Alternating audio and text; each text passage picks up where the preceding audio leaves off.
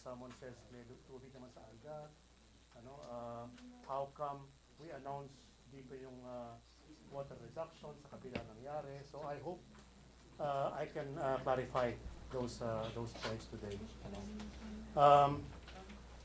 I aim to have an honest, open, direct, and rational conversation with you today.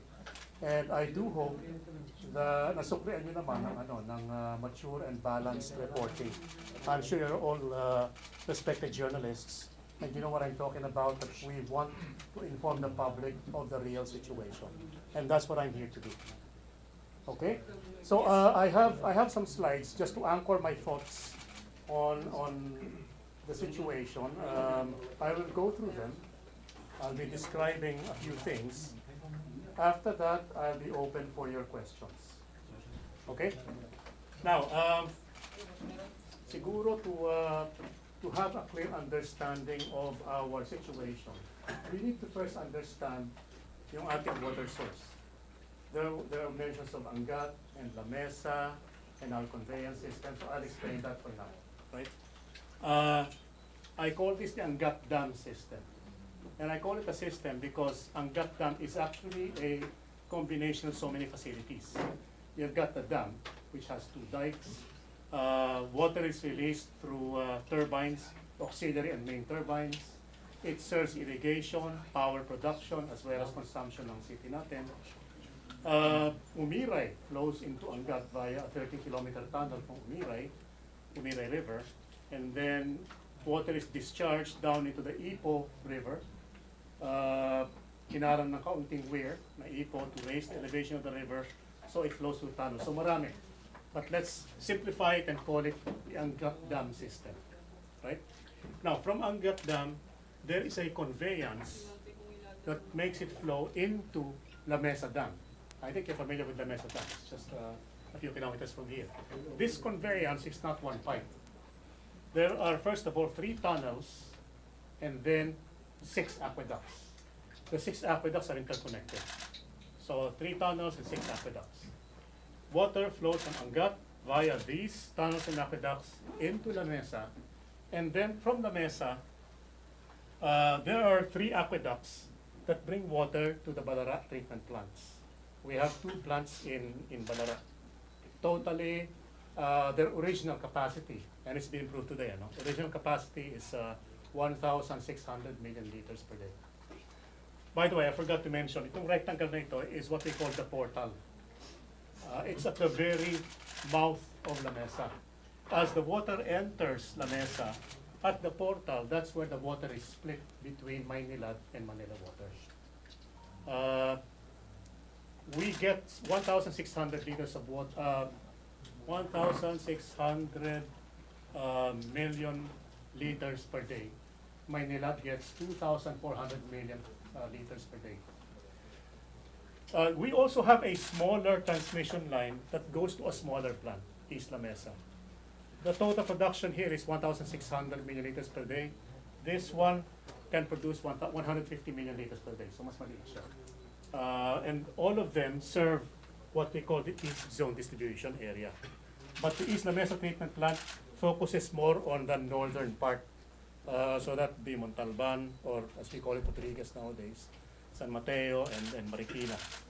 The rest are largely served by Balara. Okay? So malinaw, Angat, pupunta ng La Mesa, huhugutin namin papuntang distribution.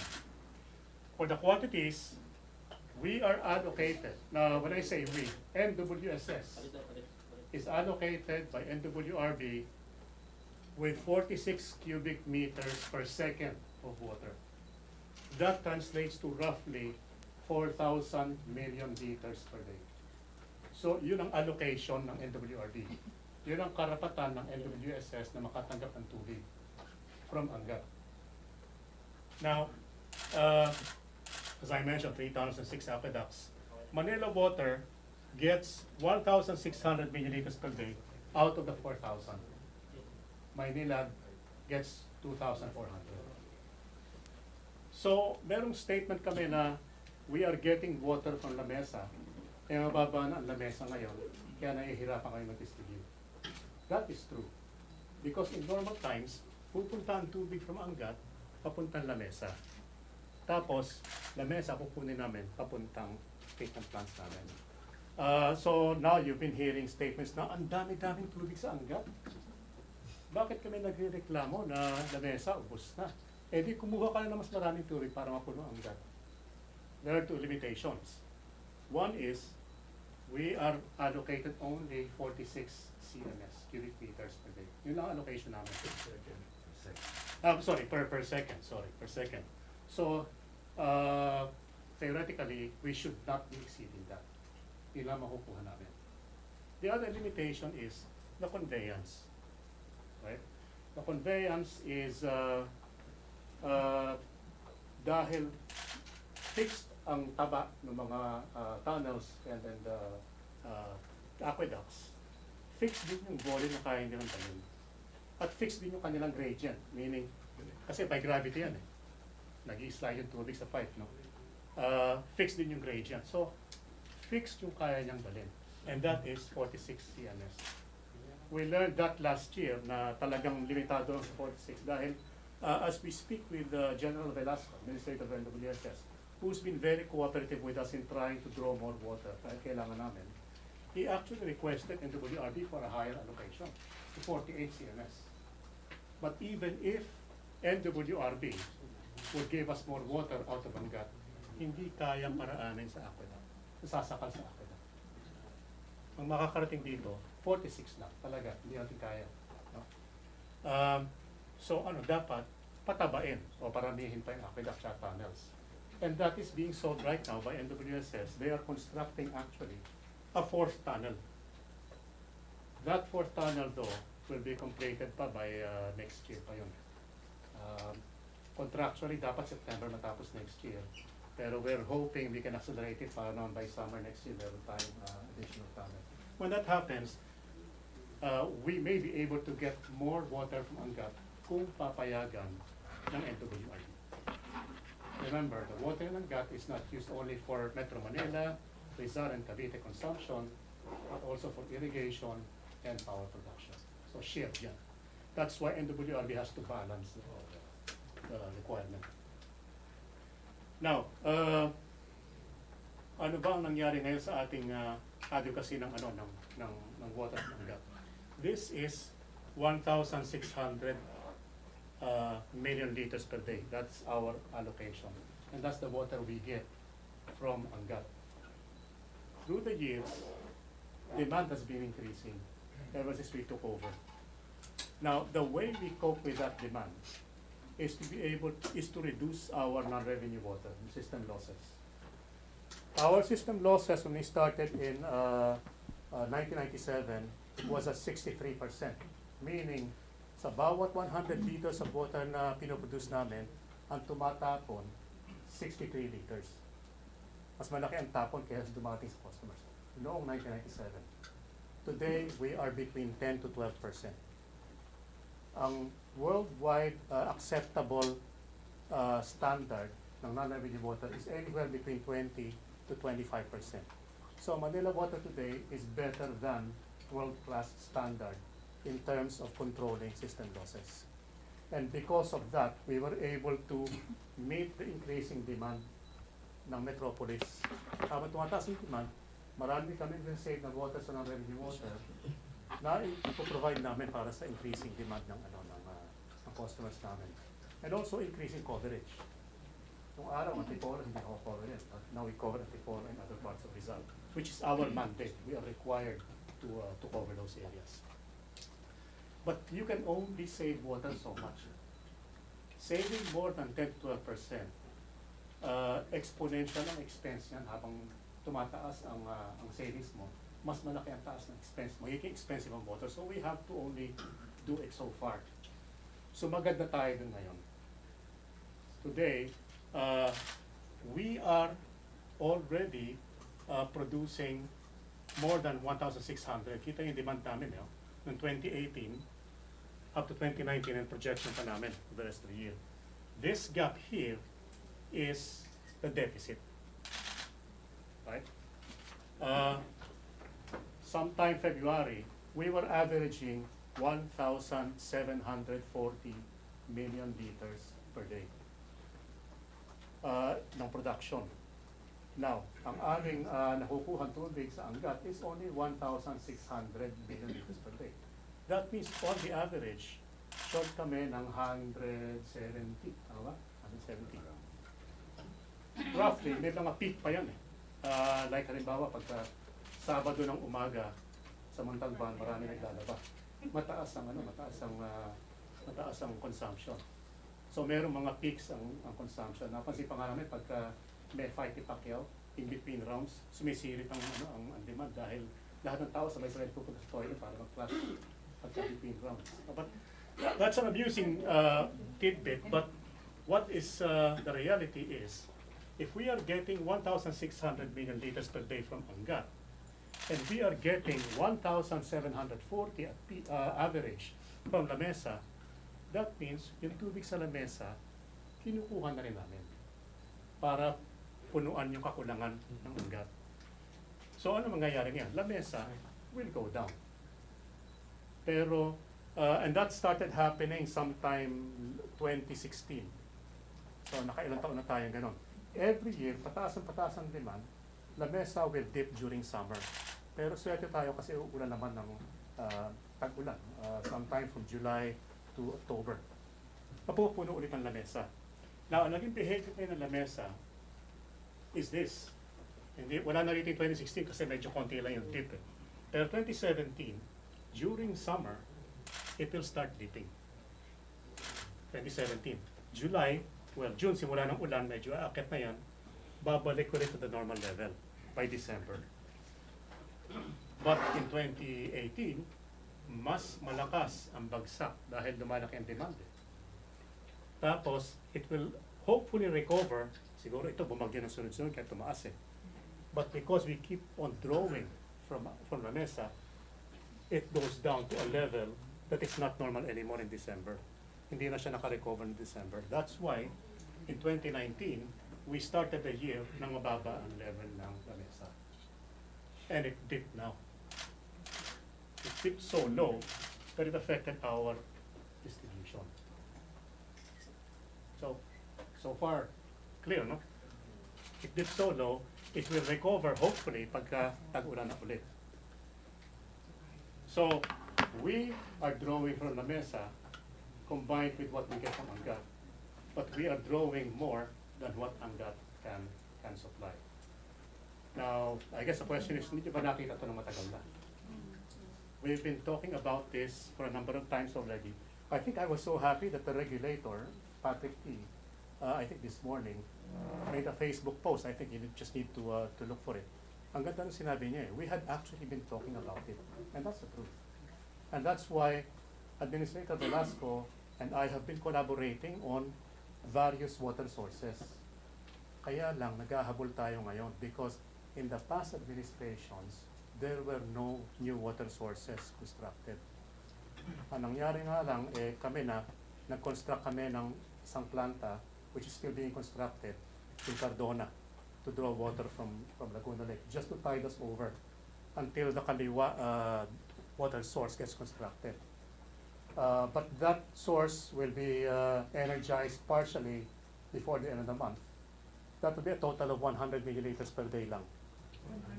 100 milliliters per day. No, but we will energize partially within the month, perhaps 31 milliliters per day muna, bump it up to 50 by end of March or early April, and then another 50 for a total of 100 sometime August.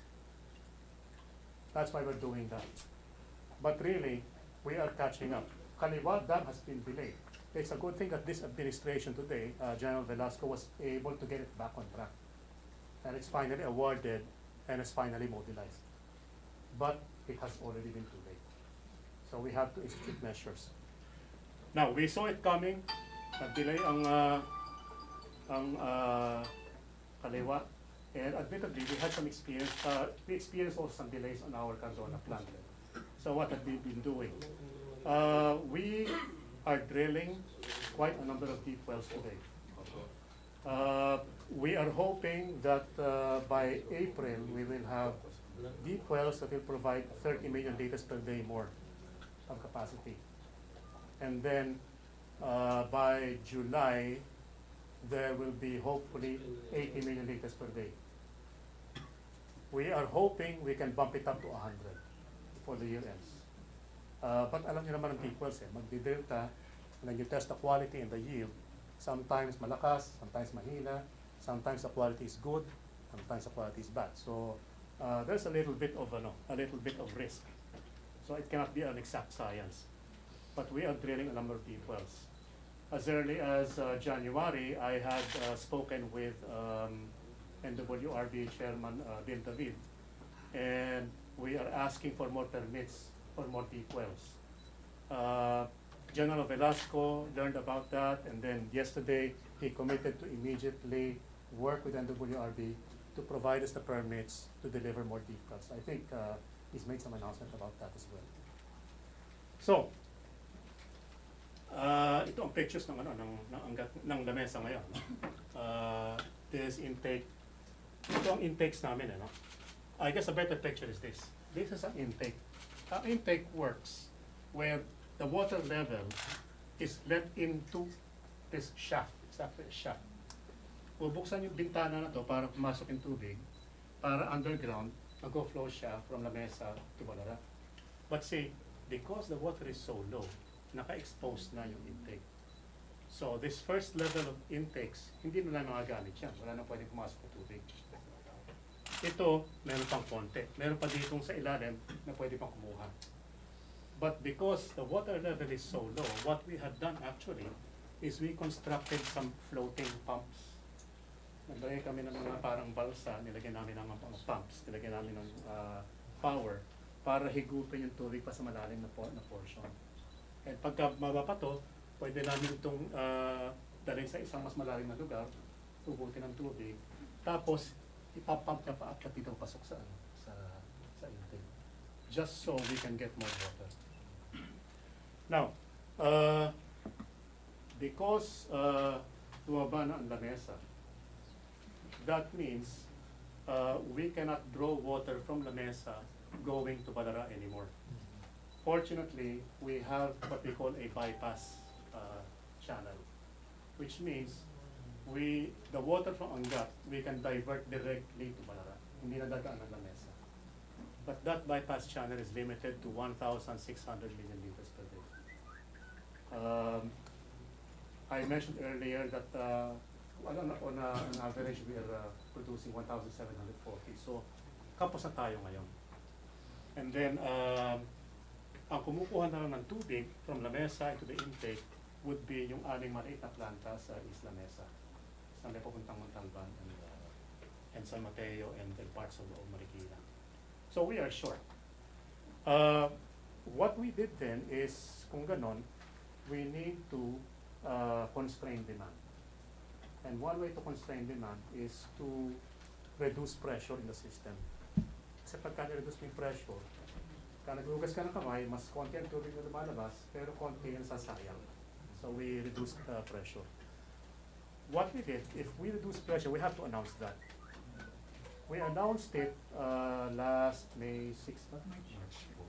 March 4. March pa lang ngayon. March 4th.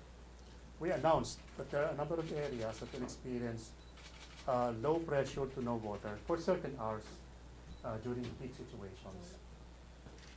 Well, what happened was, I think our announcement was too effective. It became too widespread that people reacted by saving water, and that's natural. People save water, and that's why we announced. So we expected a little bit of a jump in demand when people save water. But what we did not expect was that people, even outside the areas that we announced, nag-save din ng water, nag-impact ng tubig. The demand during that period was so high na ang nangyari, yung aming mga reservoirs, we have 20 plus, nearly 30 reservoirs all over the city. Maba ang level. Naubos ang tubig sa reservoir.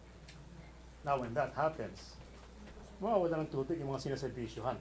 So, the act of everyone trying to prepare for an outage that will not happen anyway for their areas na wala sa in-announce namin, actually made things worse. Naubos ang tubig sa reservoir. Now, the reservoirs namin is what we call fill and draw.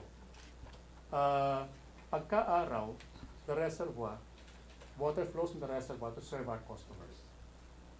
At the same time, hindi sapat yung tubig na galing sa reservoir. Meron kaming water coming from our plants direct sa customers. So in totality, they can serve customers. Sa gabi, when majority of the people are asleep and not consuming water, instead of us supplying water from our treatment plants to the population, we bring it to the reservoir. Pupunuin yung reservoir. So sa gabi, pupunuin yan. Sa araw, bababayan ng konti. Now, because there was unusual demand, naubos ang reservoir, even the time that we were supposed to fill up the reservoirs at night, we could not fill them up. That's why hanggang ngayon, meron itong mga areas na nahihirap magkatubig. So, what we are trying to do now, tinitip na namin ang pressure and sometimes no water in some areas to be able to have that time and capacity to refill the reservoir. Because once the reservoirs are filled, it will not be back to the same service level as February, but at least there will be a rotating supply across the city for all customers. We do not want na yung waterless area ma-focus lang sa isang lugar. We want it to be intermittent across a wider area para naman everyone has a chance to have water. So, I think I've got a picture on the mesa. What are we doing? We are maximizing deep wells. I think I mentioned already that we are energizing a number of deep wells. We are fast-tracking the energization of new facilities. Cardona water treatment plant, I mentioned that already. Hopefully 31 million liters per day sometime within the month. And then by the end of the month, hopefully that becomes 50. And sometime August, that becomes 100. But hindi lahat yun pupunta sa Metro Manila. Because the plant is in Cardona, and we need to supply also Cardona and Morong and other parts in that area. So I would say half and half then, Metro Manila and half in Rizal. I think you also heard about Maynilad announcing that they are willing to supply us some cross-border flows. There have been some discussions, nothing agreed yet, because ang Maynilad, I'm sure you're asking, bakit ang Maynilad walang problema? They have constructed a plant in Putatan that draws water from Laguna Lake. And that is a 300 million liter per day plant. That's a big plant. So today they have surplus. So we're talking to them, pwede bang dalhin nyo sa amin yung surplus ninyo? The last discussion was at 32 million liters per day. Hopefully we can get more. On demand management, there will be pressure reduction in some areas, but hopefully we can rotate that. Meaning hindi naman forever na mahirap ang pressure ng bawat bahay. So mag-rotate tayo, pati yung rotating supply. We are doing tankering. For areas na hindi ina-expect na mawawala ng tubig, we had 27 tankers roaming around. Maynilad was nice enough to lend us some tankers. Today we have 5 of their tankers. We are talking about increasing that somewhat. Some LGUs, by the way, also very, very helpful. No? Pasig, Mandaluyong, and Quezon City are letting us use their tankers for distribution in areas that had unexpected no water. They're coordinating with us para maituro namin kung saan kukuha ng tubig. At saka we're also helping disinfect the tankers para naman, hindi naman any tanker na hindi nililinis pwede yung gamitin. We have to disinfect them. Of course, we are managing communication, and we have a team who continually keep their eyes on the ground at all times. We've taken volunteers from our entire organization to even work shifts to make sure we verify conditions in our area para we know what's happening. We do have electronic means, remote sensors, but there's nothing like verifying it on the ground. So we're doing that as well. I think this one is, pagka kasi nagtag-ulan na, malalagyan na ng tubig ng lamesa, hindi pa tapos ang problema natin. Kasi yung lamesa, mababa ng gusto ang tubig, yung dating lupa sa ilalim ng tubig na exposed yan, pagka nagtag-ulan na, that soil will be washed into the reservoir. And that brings into the water a number of minerals that we will have to treat. So we have to have additional treatment for those minerals that are usually not present in stream water. I think this is my last slide. I'm sure you have questions, so please fire away. Hindi ako marunong. One at a time. Please take your seats. Yeah. Okay na ba? Yeah. Masyado bang mababa? That's Sige, let's manage. I saw si Matt raise his hand. Raise your hand. Sir, Matt Miraflor, Manila Water. Yeah. Sir, just regarding the potential cross-border deal with Manila, how soon do you think you can come up with an agreement? And paano siya mangyayari? Will this will this result to upward adjustment sa bill niyo since may mga process, di ba? Sa mic. Okay. Sorry, hindi ako sanay sa ganito. Well, first of all, upward adjustment, I don't think there will be an immediate upward adjustment dahil ang adjustment natin every 5 years yan no? Every 5 years and fixed time for the next 5 years. And it's still early days. Even though this is a major event for us in terms of customer service, from a financial standpoint, in terms of impact on this operation because of cross-border flow, that is probably a very, very small impact. So, very difficult to tell. And then, isang question, kailan? Kailan? We are hoping within the week we can settle on something. Surplus nila, sir?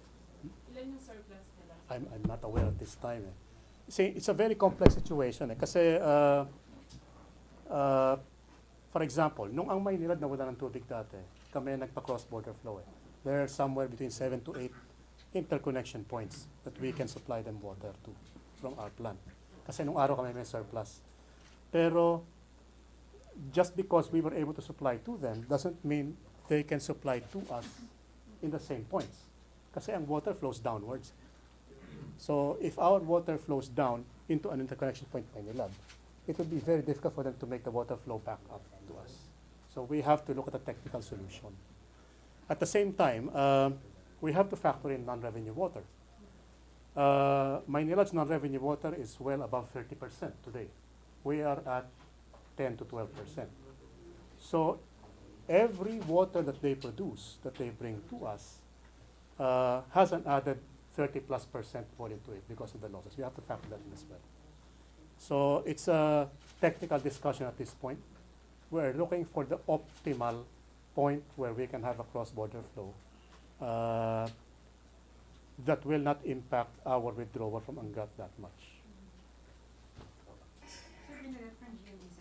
Sir, kung yung Cardona sana, nakapasok siya in time, which was December yata, according to General Velasco, ano sir naging problema? Baka we're not facing the same problems right now.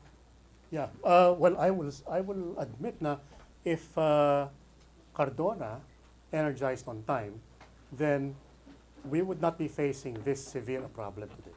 That's correct. That's correct. We were hoping it be finished by December. Kaya lang ang nangyari, our contractor had a number of technical issues.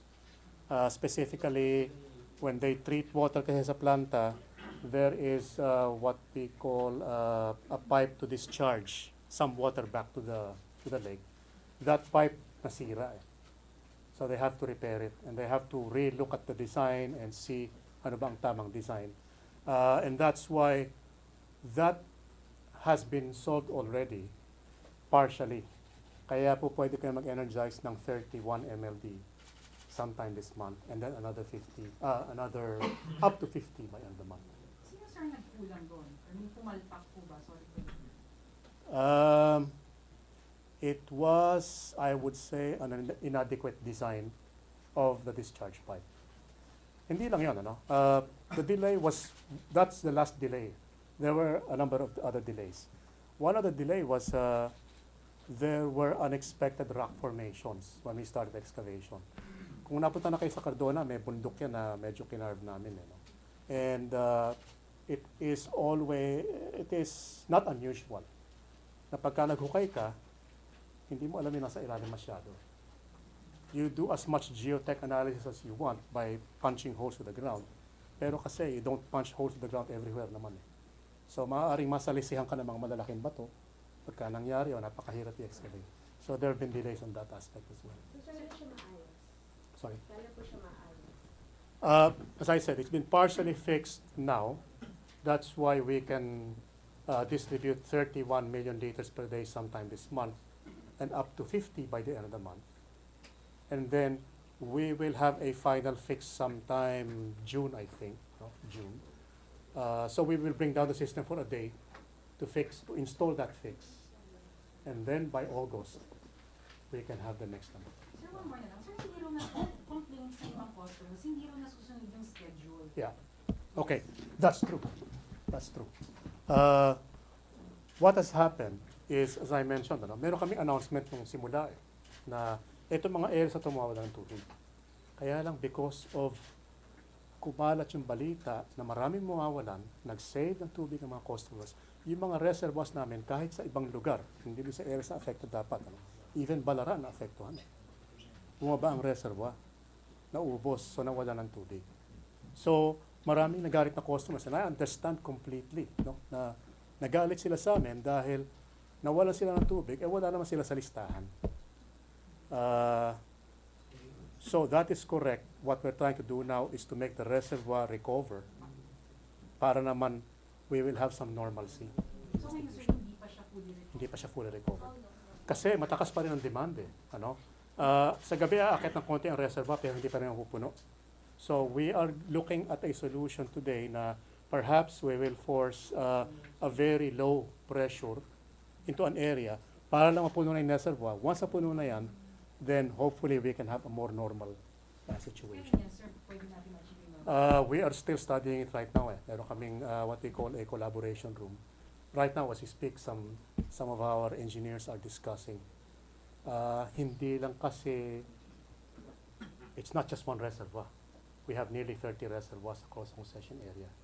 And then we have to balance because these are interconnected. Mahirap na you focus on one reservoir, mag-impact mo naman yung kabila. So kung dapat 6 o'clock magkakaroon na ako ng tubig, how long do I have to wait? Like maybe 2 hours delay before water starts coming? That's hard to tell. Sabi mo nga yung predictability namin is very difficult to achieve at this point. So far, nung huli kami nag-ikot, medyo tumatama yung aming prediction kung kailan mawawala. Kung kailan magkakatubig. Right? Yung kailan mawawala, kung minsan na mapaaga. So, we are trying our very best to achieve predictability. And I understand that's very, very important to customers. Sir, excuse me. Hello, sorry. Christine from the agency again. Sir, how much water were you drawing in from the Mesa Dam in addition to what you were receiving 1.6 million liters from Anga? And No, yung chart ko kanina, yun yung You want to deficit. refer to it? That- I can oh. so, kasi the internal demand nyo for 2019 is 1.7, so I'm guessing 1,740. 100 plus million liters yung talagang kinukuha sa La Mesa Dam. Yan ang deficit, yes. Kung 1,740 ang average namin, so 1,740 minus 1,600. That's the, 140. How many years? but that's average monthly. Yung peak namin, sinisirit yan. So, pagka yung peak demand namin, it can be nearly 200 MLD ang shortage. So you have been dependent on La Mesa Dam to augment. To augment, yes. For the past few years. Has this been projected na parang, like now we have a mild El Nino, na eventually Yes, La Mesa Dam? it has been projected.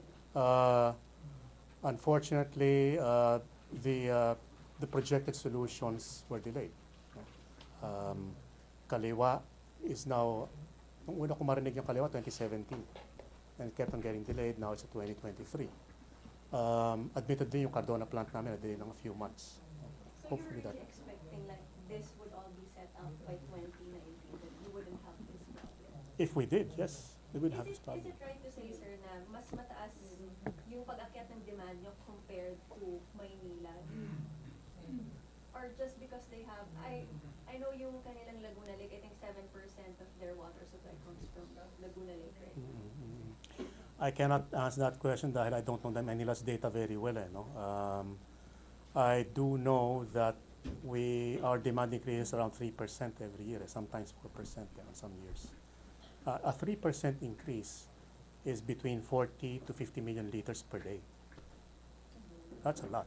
That's a lot. Sorry. Well, Yeah. Yes. Would you care to tell us your estimated number of affected clients within your service area? Ano ba? 50 ba? 52. 52, di ba? 52. Melo, let me answer that. We base this on the peak, no? So that's about 52,000 Service connections. households. But if Service you- connections. So. Well, Somehow, yeah. If you multiply that by about 5 persons, no, that would be about 250 or 260,000.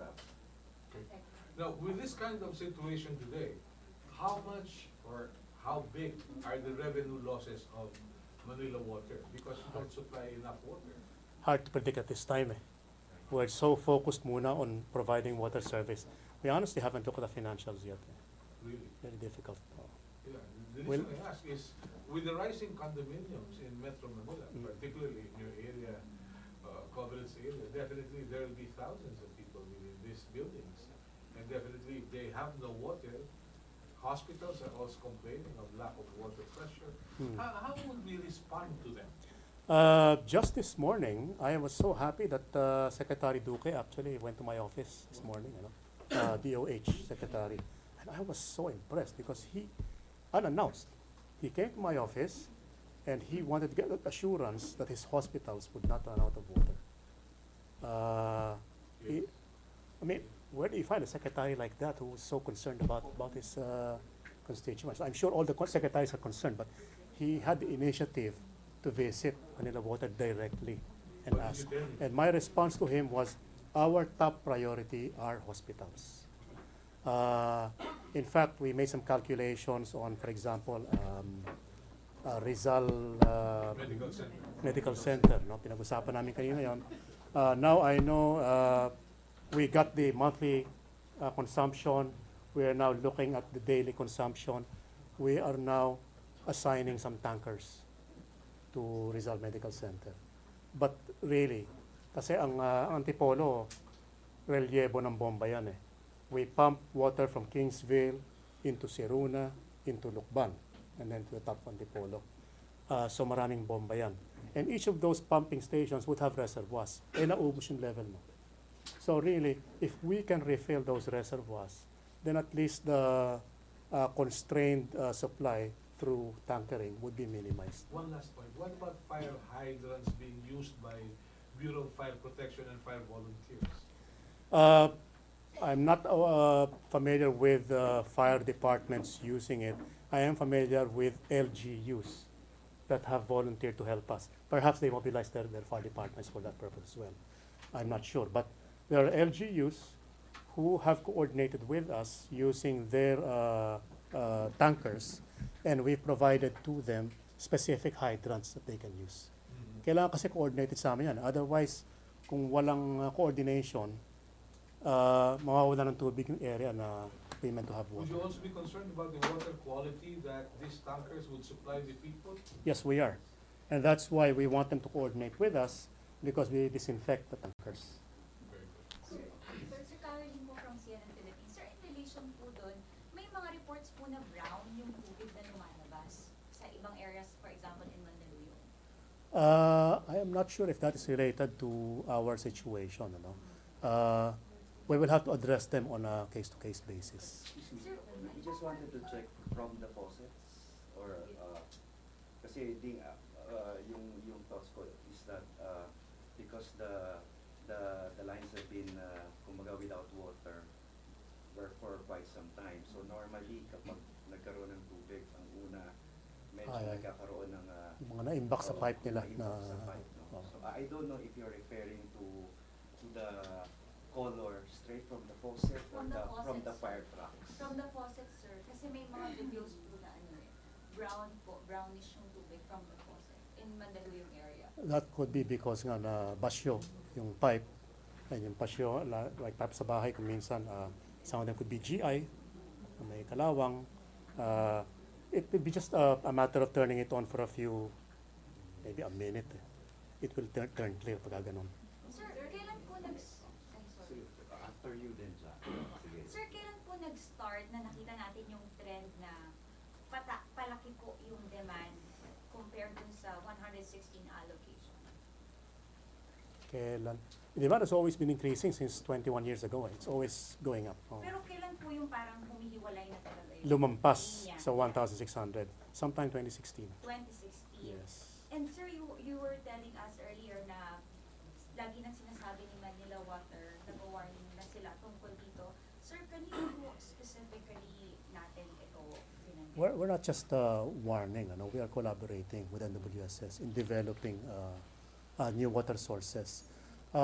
In fact, today, yun nga lang the past administration walang nangyari sa mga plano And General Velasco is trying to catch up with a number of water sources. For example, I think you heard him talk about his ABC plan, Angat, Bayabas, Candaba plan. You heard him talk about Wawa and Calawis. We were also looking at East Bay and hopefully Sierra Madre. There are various sources being explored today. But what we need are stopgap solutions until those sources can be developed. So sir, noong 2016, nakita niyo na po na malaki na yung Na-breach pa lang. Na-breach pa lang. na-breach na. So 2016, sir, nagkaroon na agad kayo ng planning, Even before that, even before that. we have been developing master plans on water source. And natagalan lang, sir, kasi kailan po nag-start yung Cardona project? Cardona. A little more than 2 years ago. 2 years ago. Oh. So mga 2017. Yes, yes. And that is in response to the delayed, for example, Kaliwa has been delayed severely because of nag-failed bidding and twice. And finally nga lang, thankfully in this administration, nagkaroon ng agreement with China, and finally it's pushing through. So Cardona is in response to the delay in new water sources. Realize that the primary responsibility for water source is NWSS. We are responsible for conveyance, treatment, and distribution. Last one lang. Ah. Sir, ilan po ang water reserve mo ngayon? Well, water reservoir and pumping station. Reservoirs, what's the number? Almost 30 ang alam ko Almost 30. We'll give you the exact We'll give the details. pumping stations and reservoirs. And deep well na rin. Deep wells are changing every day. We're drilling on it, energizing deep wells. Jack, Pero right Sir, I now, think sige, sir, I think the public would want to hear from you. Kailan ba magiging normal yung supply ng tubig sa kanila? Okay. First of all, let's define normal, no? Kasi with climate change, we don't have sources that are adequate today, and the next major water source, the Kaliwa, is going to hopefully be energized by 2023 pa, no? So let's take it in gradients, We will be short on La Mesa, will not be starting to refill until the rains come, right? And even then, when the rains come, hindi naman overnight puno na ang La Mesa. It will take a few weeks, maybe a few months to get it filled. But at least nagsisimula na siyang malagyan ng tubig. So, I would say that we will have to continue making technical adjustments on distribution throughout summer. We will see conditions getting a little bit better after summer when the rains come. But in order to minimize impact on severely hit areas today, we will try to manage the pressure reduction across the entire area para mas spread naman yung yung tubig natin availability.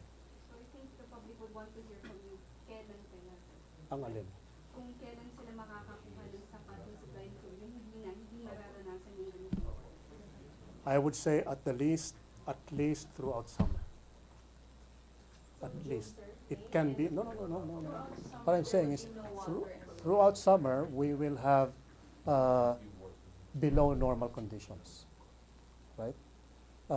After summer, we will continually try to develop more sources.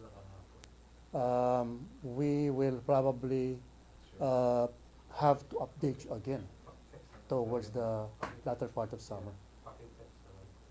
Sir, balik lang sir sa Rob quickly. Can you give an estimate of how many of them are depleted? Kasi, sabi niyo hindi siya mapuno overnight, diba? Ilang percentage pa kaya yung hindi Practically all of them are not at level, not at normal level. and Hindi ko lang masabi sa iyo kung ilan yung naubos talaga eh.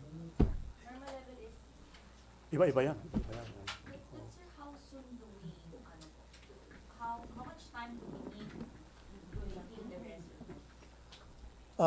Ang reservoir actually, we should be able to refill it overnight eh. Kaya lang dahil nga abnormal situation na ubusan ng tubig ang mga tao, every time magkakakonting tubig, hugot na naman. Instead na mapunta sa reservoir yung tubig kahit gabi, na mapunta sa distribution. So yung normally reservoir, halimbawa, ang reservoir, let's say merong 10 meter level yan. Dapat umakit sa 10 meters yan every night. By 5 a.m. dapat nasa 10 meter level. Hindi siya umakit ng 10 meters. Mababa lang siya, let's say, umakit lang siya to, let's say, 7 meters. Kapos ngayon yan for the day. So it's a vicious cycle.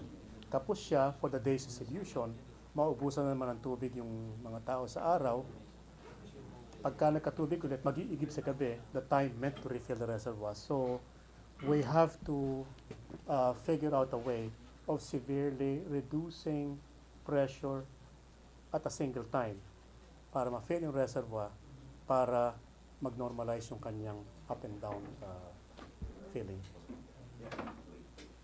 Dealing with your permission, just Yeah. an example, no, yung sa operation update natin from San Juan Pumping Station, yung pump station number 1 natin. So this is for the reservoir in San Juan.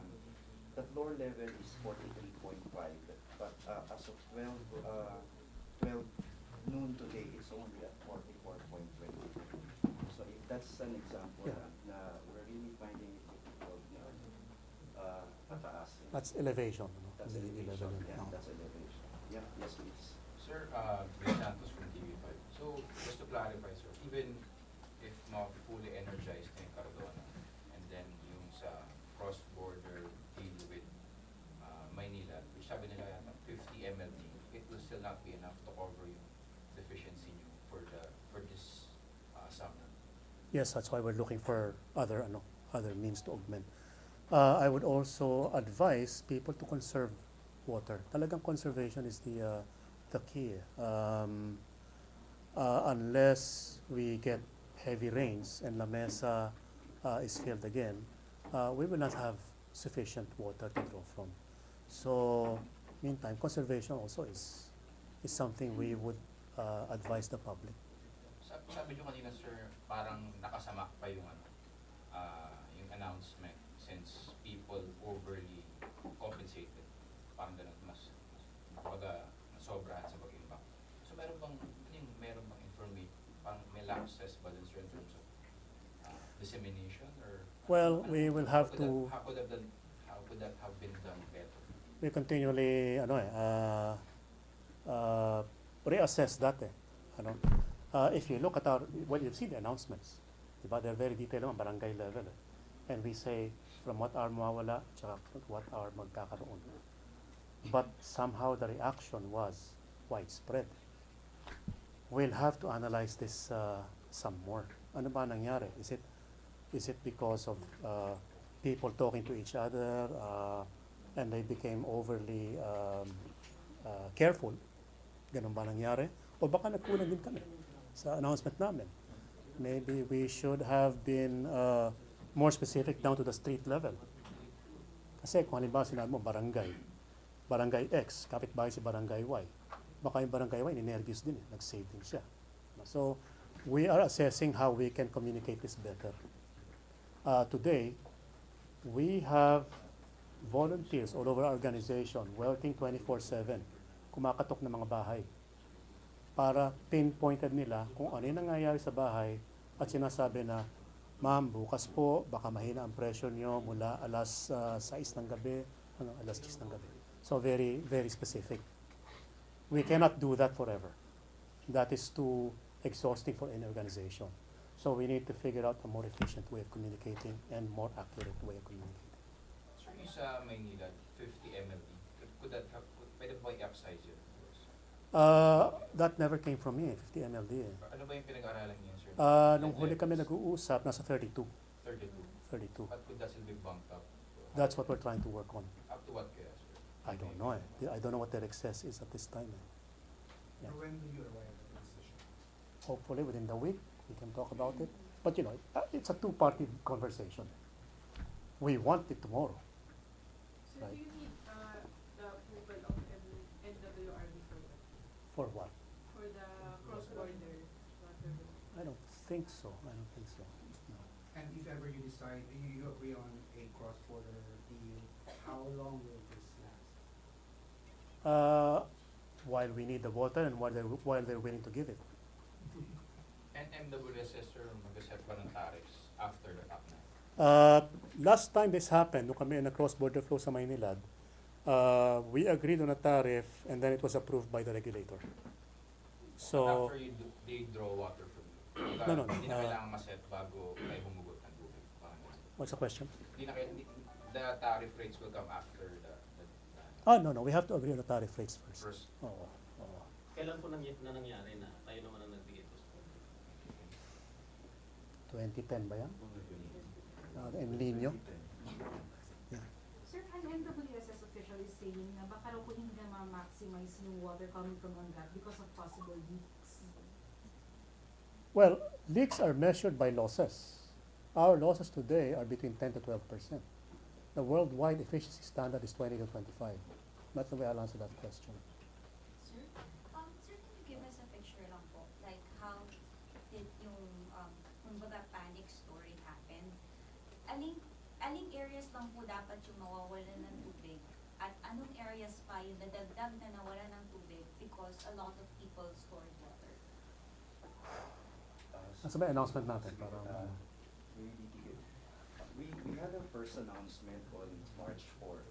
In that announcement, we said that the following areas are going to be experiencing reduced pressure or no water during peak hours. We May did not oras. specify. Wala pang oras at that At that time. time, we did not specify the hours. We just said peak hours.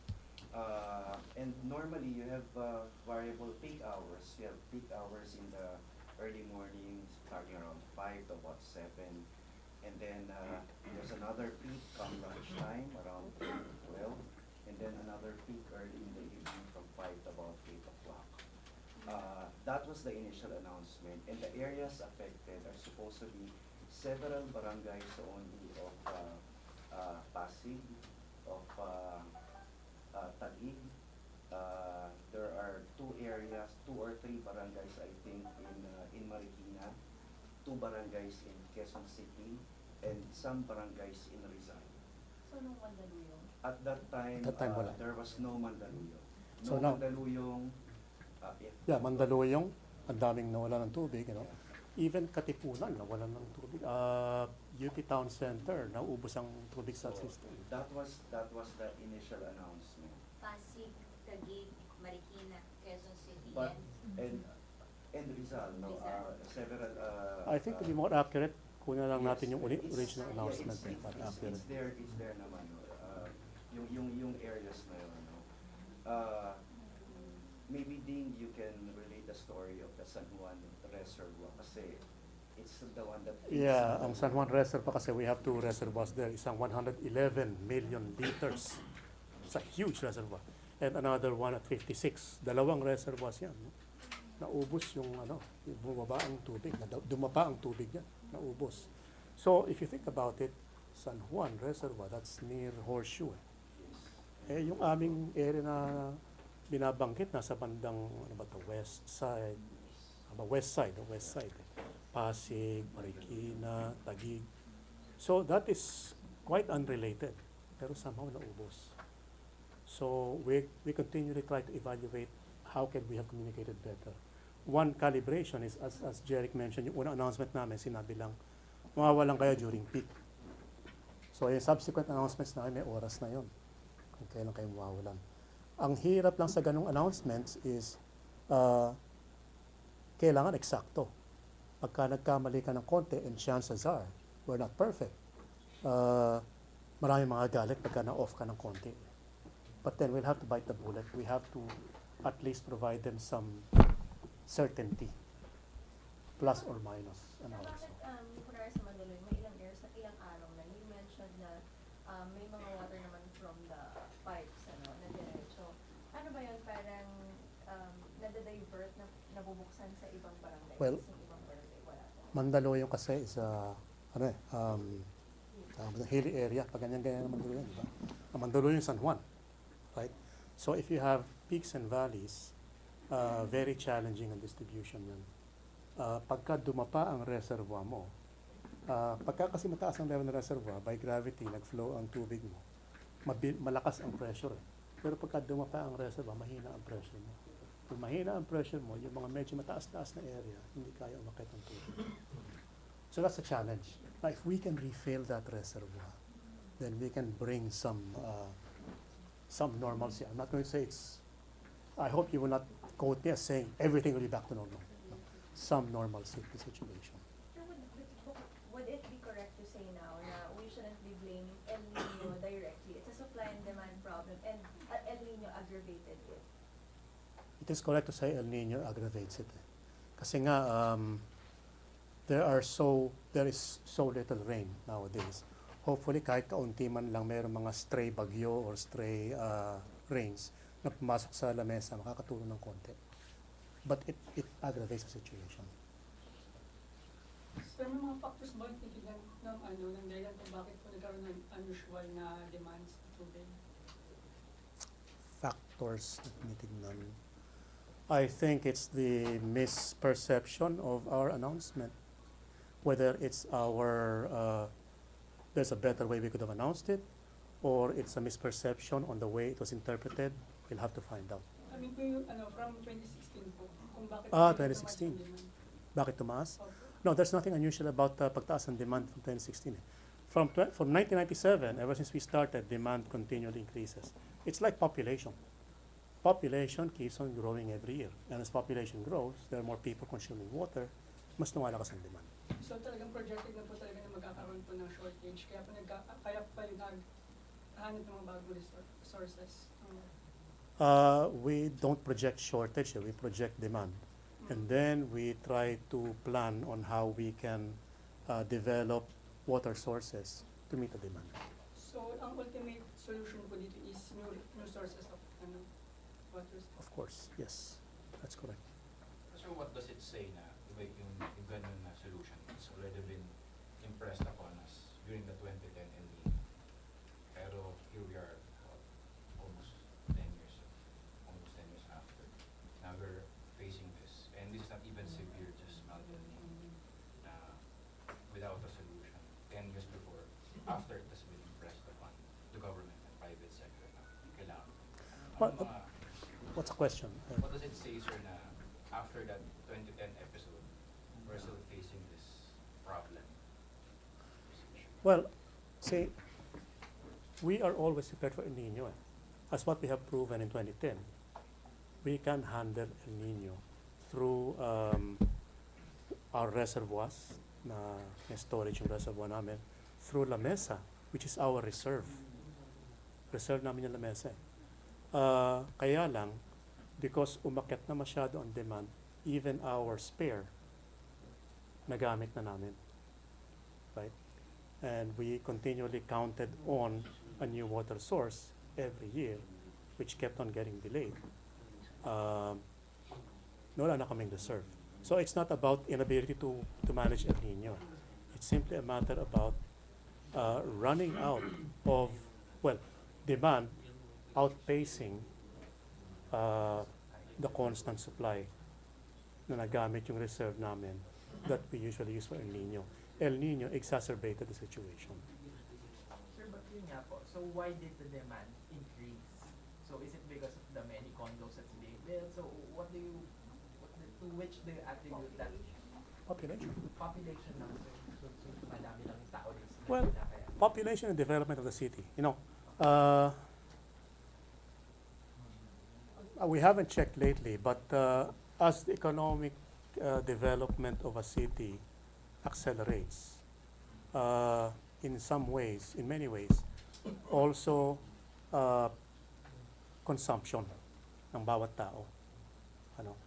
There are some exceptions, like Singapore is trying to reduce consumption per capita because constrained sila sa tubig. Ano? But largely population. Habang lumalaki ang population mo, mas lumalaki ang consumption mo ng tubig. Sir? Increasing economic activity. Well, economic activity, that's what I'm saying, economic activity. Pagka nga tumataas ang economy ng isang city, lumalakas din ang konsumo per person. Halimbawa, dati, let's say, you are a person na maliit lang ang kinikita, namamasahe ka lang sa jeep o nag-LRT ka lang, wala kang kotse, yumaman ka bigla. Nagka-kotse ka, hinuhugasan mo ngayon yung kotse mo. So, lumaki ang konsumo mo ng tubig. So, economics has something to do with it. But population is a large factor to it in the city. Also, economic activity in terms of may daytime population. Maraming opisina, tsaka high-rise na tinatayo, maraming opisina. So even those from the nearby suburban areas will be traveling to the city during the daytime and consume water also. Sir, but the population growth in the city is constant kahit in the past few years. So what's so different about the past year or the I past wouldn't say months? constant. I think you'll have to check the statistics ng Yes, sir, but population what's so office. different about the past year or the past months that we're experiencing this now? Simply because population has grown beyond the constant supply. So it just reached the breaking point. Yes, so It breached our fixed supply from Angat, the 1,600. sir, just to place the 52,000 households, so how many households do you service and how many statistics yung affected households? Service connections, nearly 1 million, 900,000 something. Yes, 1 million, but the households is about 1.2 million. Yeah, because some households share connections. So 1.2 million households, 50,000 are affected, 52,000. What's the per capita consumption? Has it changed from 1997 to date? Wala akong maalala sa 1997, pero today we're at about 150, 160 liters per capita per day. Between 150 to 160 liters per person per day. Thank you. Press Any time na, no? projection? Kaya lakad na kayo. Any projection? Any projection? What do you see in the coming days? Well, I think I'll just spend this last time to appeal for our customers to conserve water, and I really, really understand how they feel. I came from my childhood na ganyan walang tubig and hirap na hirap din kami. So we understand how you all feel, and we are trying our very, very best to make things more comfortable for everyone. And I appeal for patience. And hopefully your cooperation on conserving water. Sir, Cardona is a dam or No, water no. reservoir? It's on the central bay of Laguna Lake. We constructed an intake, so we are getting water from the lake and then treating it. So sir, from Laguna Lake, yung may ginawa kayo na parang lalabas sa Laguna Lake yung tubig papuntang Cardona. The intake, or where we draw water from the lake, is in Cardona, as well as a treatment plant. It's also in Cardona. What do you call it, sir? Treatment center? Cardona treatment plant. Treatment plant. So if you treat yung water doon, ang labas nun sir is Balara? Or diretso sa... No, it will distribute water kalahati pabalik sa city, including Binangonan, Angono, Taytay, and so diretso forth. na yung ano niya, yung tubig once matreat, diretso na sa mga tubo. Oo. And then the other half sa province of Rizal. Morong, Cardona itself. August ba sir yung mag-ooperate yun? August ba, tama ba ako sa narinig sa inyo? Staged in phases. Out of the 100, no, yung 31 million liters per day, sometime in March. This month. Another, it will become, March, this month. yeah, March. So, let me just Manila, ano? So, yung Cardona is equal to 100 million liters per day. Sometime March. We are working on as early as possible. March 31 million liters per day. It will go up end of March to 50 million liters per day. And then in August, it will go up to 100 million liters per day. Pero kalahati yan sa sa Morong, Cardona, Hala-Hala, So, ngayong March po mag-ooperate. within March. Yung 31. Anong epekto po 31 yan sa lang. water supply sa Quezon, like Quezon City? Madadagdagan tayo ng 31. Not in Quezon City, but the whole area.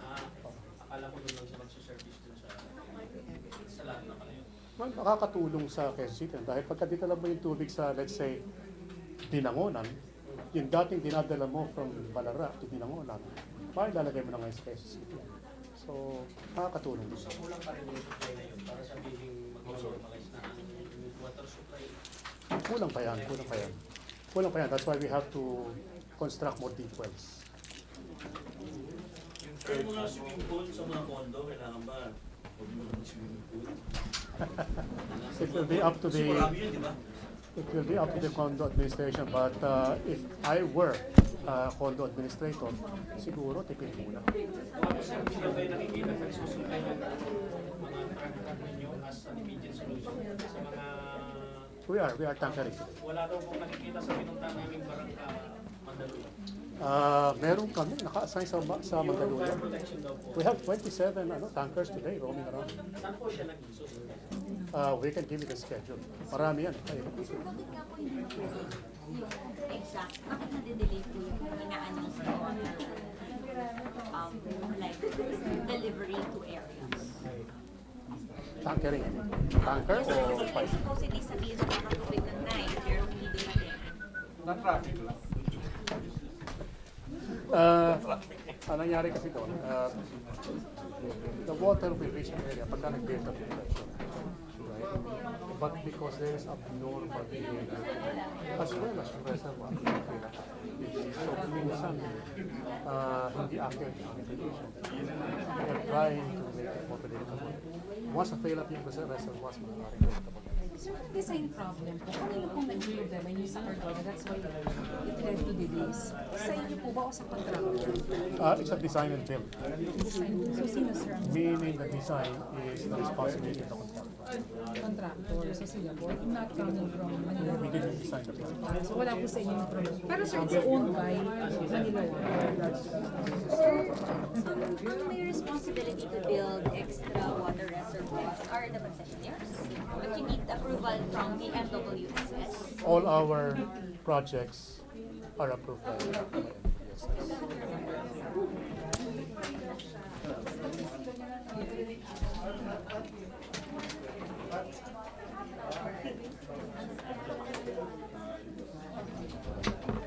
Sir, yung third phase ng Cardona, yung SDM remaining balance, hindi siya pwedeng i-expedite to come on board earlier. We are trying